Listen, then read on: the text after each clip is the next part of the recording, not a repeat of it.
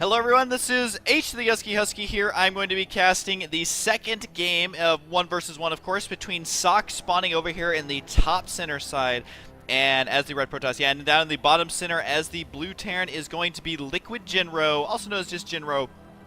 And as far as I have heard from a lot of players, Jinro is actually playing really well lately, which is good because I've always felt like every Jinro game I've cast on my channel, it's been a bad one of his games. Like, I know he's better than that, but every replay I always seem to end up with, he just doesn't play at his best. So he was able to win that last game very convincingly. His macro was super solid, and he won that just, wow, that was really good. I don't know how he got that many units that fast, but he was able to and really put Socke in his place. What happened last game, though, was that he really punished Socke for his timing attack.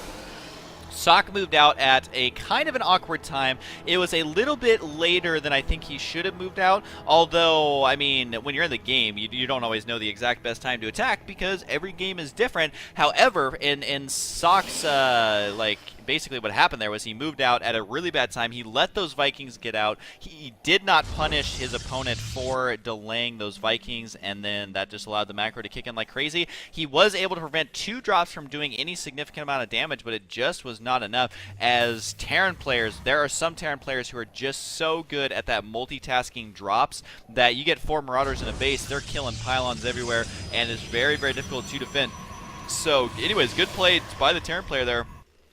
Can he do the same thing on this map, Desert Oasis? Now, I did mention this in the last games I cast, but just to re-emphasize the fact, there is going to be destructible rocks in the back end of the base. There used to be a high ground area right here that you could use siege tanks and blink stalkers to great effect. That has been removed, though, so the only entrance now is right here, which completely changes the dynamic of this map. Because if you look at the scouting patterns, they now are like kind of like an S or a 2, I guess, through the center of the map like that. It used to be you'd go down either side, but it very rarely will you see these rocks actually destroyed because they're in such an awkward position that you have to move your entire army down here to kill it, and then you're stuck in this weird spot. And so you won't see those destroyed as much as, say, on like a scrap station where it opens up a direct route to your opponent. It's actually kind of a super backdoor. Have to go through the woodsy areas of a unknown territory to actually woodsy. What a terrible example. We're on Desert Oasis. There's no woods around here. Regardless, though, it's in the middle of nowhere. They will not get destroyed that often.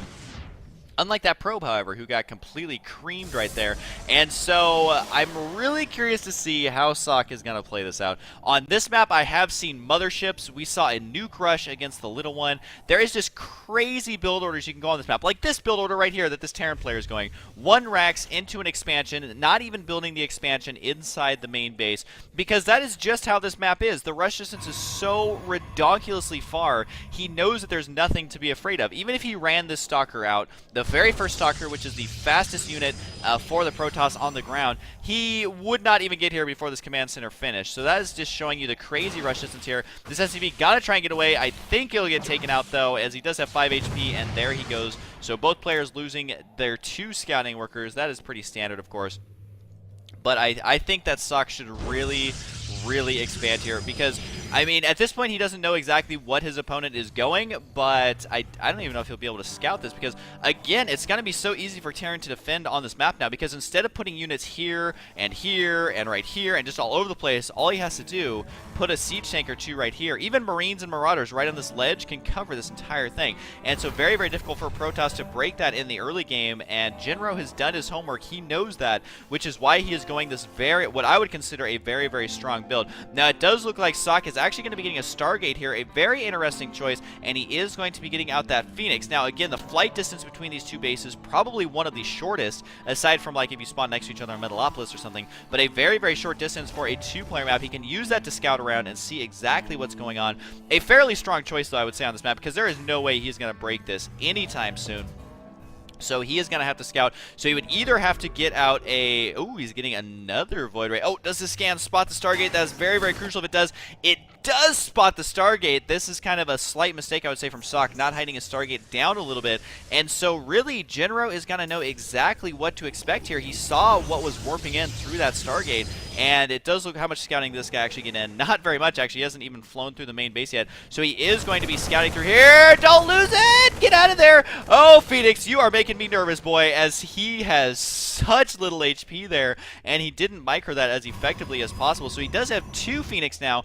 The good thing about getting a couple Phoenix out is you can lift up siege tanks. I mean, you don't have to research this Graviton Beam. They come standard. You do not have to pay extra for that package. But you can use those to kind of scare your opponent to not getting siege tanks, although siege tanks aren't as common against Protoss now simply because of that change. But he was able to delay that missile turret, not very long though. He wants to keep these alive. The Phoenix are so fast. They are like balsa wood airplanes, but they are really fast, good for scouting. And of course they can't see cloak units, but really he knows there's not going to be any banshees on the way anytime soon.